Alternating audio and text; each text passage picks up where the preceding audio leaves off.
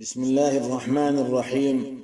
المجلس 28 من مجالس رمضان لفضيلة الشيخ محمد بن صالح العثيمين رحمه الله في زكاة الفطر.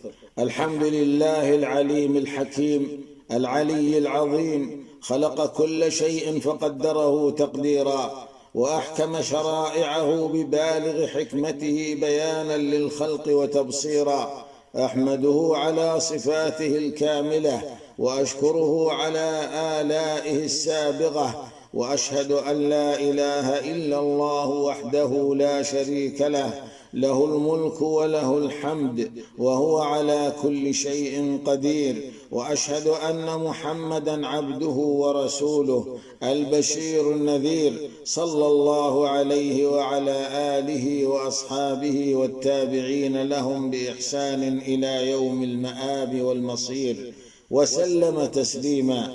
إخواني، إن شهركم الكريم قد عزم على الرحيل، ولم يبق منه إلا الزمن القليل، فمن كان منكم محسنا فليحمد الله على ذلك وليسأله القبول، ومن كان منكم مهملا فليتب إلى الله وليعتذر من تقصيره، فالعذر قبل الموت مقبول. إخواني، إن الله شرع لكم في ختام شهركم هذا أن تؤدوا زكاة الفطر قبل صلاة العيد، وسنتكلم في هذا المجلس عن حكمها وحكمتها وجنسها ومقدارها ووقت وجوبها ودفعها ومكانها. فأما حكمها فإنها فريضة فرضها رسول الله صلى الله عليه وسلم على المسلمين، وما فرضه رسول الله صلى الله عليه وسلم أو أمر به فله حكم ما فرضه الله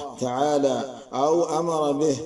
قال الله تعالى: من يطع الرسول فقد أطاع الله، ومن تولى فما أرسلناك عليهم حفيظا.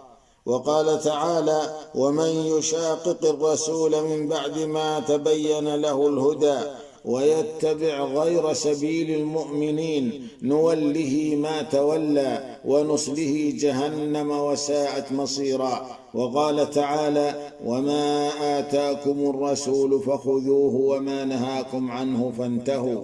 وهي فريضة على الكبير والصغير والذكر والأنثى والحر والعبد من المسلمين. قال عبد الله بن عمر رضي الله عنهما: فرض رسول الله صلى الله عليه وسلم زكاة الفطر من رمضان صاعا من تمر أو صاعا من شعير على العبد والحر والذكر والأنثى والصغير والكبير من المسلمين، متفق عليه. ولا تجب عن الحمل الذي في البطن إلا أن يتطوع بها فلا بأس، فقد كان أمير المؤمنين عثمان رضي الله عنه يخرجها عن الحمل، ويجب إخراجها عن نفسه وكذلك عمن تلزمه مؤونته من زوجة أو قريب إذا لم يستطيعوا إخراجها عن أنفسهم، فإن استطاعوا فالأولى أن يخرجوها عن أنفسهم لأنهم المخاطبون بها أصلا. ولا تجب إلا على من وجدها فاضلة زائدة عما يحتاجه من نفقة يوم العيد وليلته، فإن لم يجد إلا أقل من صاع أخرجه، لقوله تعالى: فاتقوا الله ما استطعتم، وقول النبي صلى الله عليه وسلم: إذا أمرتكم بأمر فأتوا منه ما استطعتم، متفق عليه. وأما حكمتها فظاهرة جدا، ففيها إحسان إلى الفقراء وكف لهم عن السؤال في أيام العيد ليشاركوا الأغنياء في فرحهم وسرورهم به ويكون عيدا للجميع. وفيها الاتصاف بخلق الكرم وحب المواساة، وفيها تطهير الصائم مما يحصل في صيامه من نقص ولغو وإثم، وفيها إظهار شكر نعمة الله بإتمام صيام شهر رمضان وقيامه وفعل ما تيسر من الأعمال الصالحة فيه. وعن ابن عباس وعن ابن عباس رضي الله عنهما قال: فرض رسول الله صلى الله عليه وسلم زكاة الفطر طهرة للصائم من اللغو والرفث وطعمة للمساكين، فمن أداها قبل الصلاة فهي زكاة مقبولة، ومن أداها بعد الصلاة فهي صدقة من الصدقات. رواه أبو داود وابن ماجه. وأما جنس الواجب في الفطرة فهو طعام الآدميين من تمر أو بر أو رز أو زبيب أو أقط أو غيرها من طعام بني آدم. ففي الصحيحين من حديث ابن عمر رضي الله عنهما قال: فرض رسول الله صلى الله عليه وسلم زكاة الفطر من رمضان صاعا من تمر أو صاعا من شعير، وكان الشعير يوم ذاك من طعامهم، كما قال أبو سعيد الخدري رضي الله عنه: كنا نخرج يوم الفطر في عهد النبي صلى الله عليه وسلم صاعا من طعام، وكان طعامنا الشعير والزبيب والأقط والتمر. رواه البخاري. فلا يجزئ إخراج طعام البهائم، لأن النبي صلى الله عليه وسلم فرضها طعمة للمساكين لا للبهائم. ولا يجزئ إخراجها من الثياب والفرش والأواني والأمتعة وغيرها مما سوى طعام الآدميين، لأن النبي صلى الله عليه وسلم فرضها من الطعام، فلا يتعدى ما عينه الرسول صلى الله عليه وسلم. ولا يجزئ إخراج قيمة الطعام، لأن ذلك خلاف ما أمر به رسول الله صلى الله عليه وسلم. وقد ثبت عنه صلى الله عليه وسلم أنه قال: من عمل عملا ليس عليه أمرنا فهو رد. وفي رواية: من أحدث في أمرنا هذا ما ليس منه فهو رد. رواه مسلم، وأصله في الصحيحين، ومعنى رد أي مردود. ولأن إخراج القيمة مخالف لعمل الصحابة رضي الله عنهم، حيث كانوا يخرجونها صاعا من طعام. وقد قال النبي صلى الله عليه وسلم: عليكم بسنتي وسنة الخلفاء الراشدين المهديين من بعدي. ولأن زكاة الفطر عبادة مفروضة من جنس معين، فلا يجزئ إخراجها من غير الجنس المعين، كما لا يجزئ إخراجها في غير الوقت المعين. ولأن النبي صلى الله عليه وسلم قدرها بصاع من أجناس مختلفة، وأقيامها مختلفة غالبا، فلو كانت القيمة معتبرة لكان الواجب صاعا من جنس وما يقابل قيمته من الأجناس الأخرى. ولأن إخراج القيمة يخرج الفطرة عن كونها شعيرة ظاهرة إلى كونها صدقة خفية، فإن إخراجها صاعا من طعام يجعلها ظاهرة بين المسلمين معلومة للصغير والكبير، يشاهدون كيلها وتوزيعها ويتعارفونها بينهم، بخلاف ما لو كانت دراهم يخرجها الإنسان خفية بينه وبين الآخذ.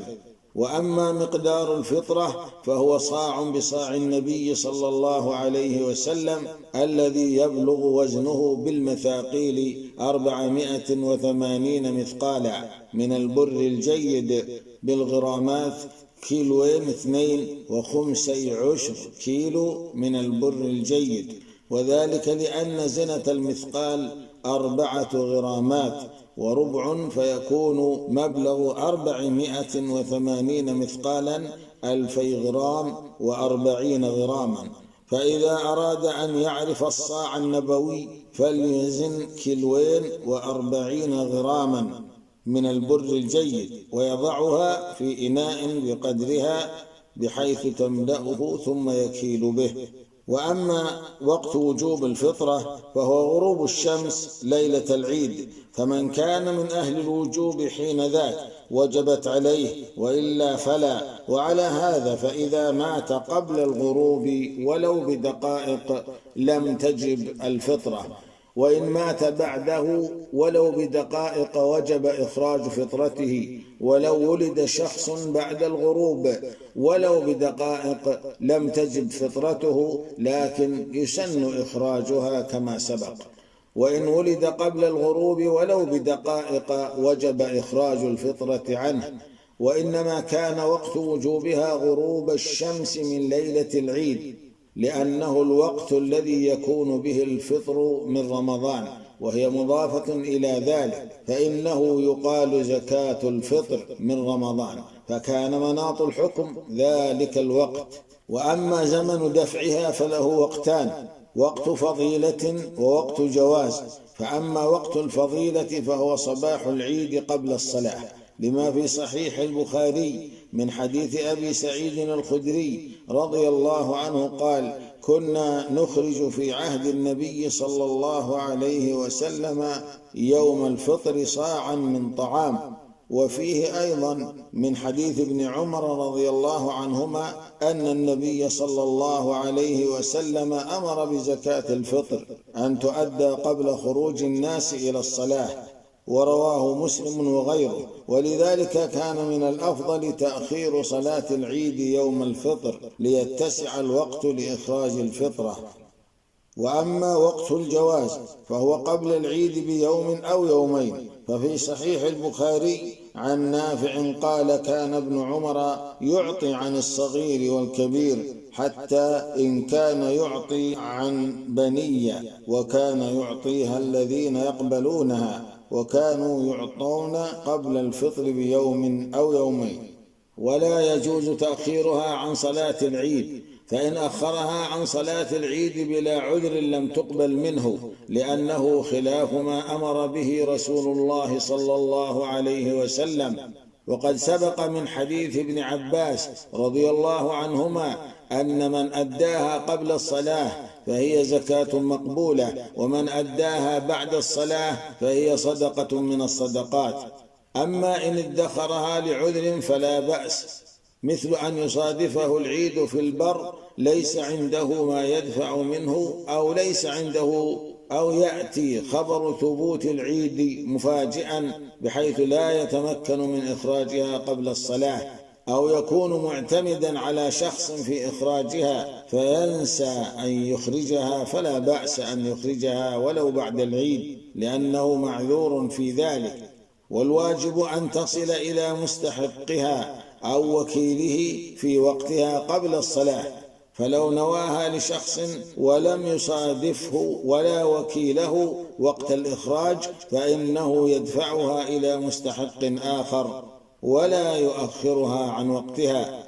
وأما مكان دفعها فتدفع إلى فقراء المكان الذي هو فيه وقت الإخراج، سواء كان محل إقامته أو غيره من بلاد المسلمين، لا سيما إن كان مكانا فاضلا كمكة والمدينة، أو كان فقراؤه أشد حاجة.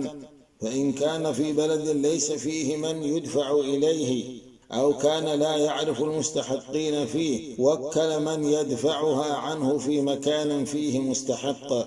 والمستحقون لزكاة الفطر هم الفقراء ومن عليهم ديون لا يستطيعون وفاءها، فيعطون منها بقدر حاجتهم. ويجوز توزيع الفطرة على أكثر من فقير، ويجوز دفع عدد من الفطر إلى مسكين واحد، لأن النبي صلى الله عليه وسلم قدر الواجب ولم يقدر من يدفع له.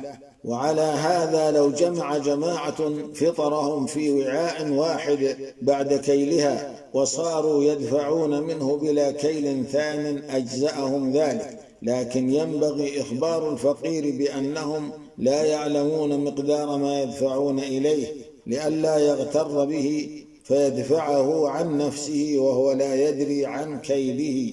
ويجوز للفقير إذا أخذ الفطرة من شخص أن يدفعها عن نفسه أو أحد من عائلته إذا كالها، أو أخبره دافعها أنها كاملة ووثق بقوله: اللهم وفقنا للقيام بطاعتك على الوجه الذي يرضيك عنا، وزك نفوسنا وأقوالنا وأفعالنا، وطهرنا من سوء العقيدة والقول والعمل، إنك جواد كريم. وصلى الله وسلم على نبينا محمد وعلى آله وصحبه أجمعين.